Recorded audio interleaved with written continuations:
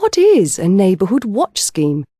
Many of us assume it's the neighbours simply spying on one another in a poor excuse to intrude on privacy. Well, I am assured that this is not the case, and my guest today, Police Constable Tony Burrows, has kindly agreed to outline both the scheme and its benefits. Welcome, Tony. Hello. First, let me explain exactly what the aims of the Neighbourhood Watch scheme are.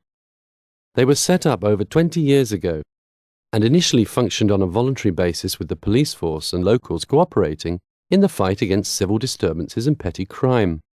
Today, however, the scheme has developed into a more complex organisation involving not only voluntary groups but local businesses, organisations and councils as well.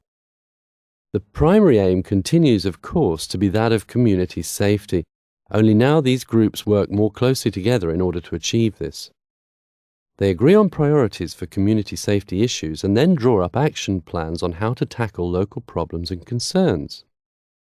With this in mind, two groups have been set up: action groups and reaction groups.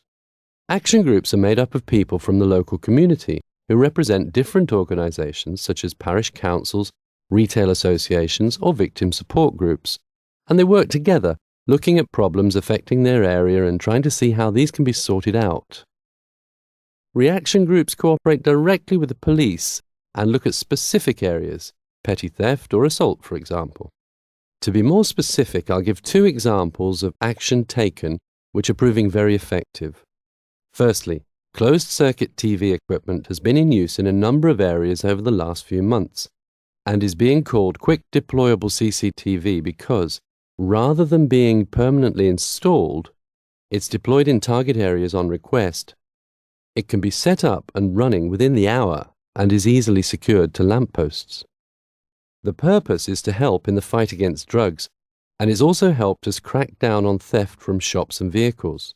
These are often drug-related crimes as addicts are pressured to steal in order to fund their habit. Secondly, the problem of young offenders is often particularly difficult to deal with, and in three areas, a new approach is being taken, where youngsters who persistently offend are asked to consent to a sociable behaviour pact. These are voluntary written agreements between the offender and the police, their parents and their school.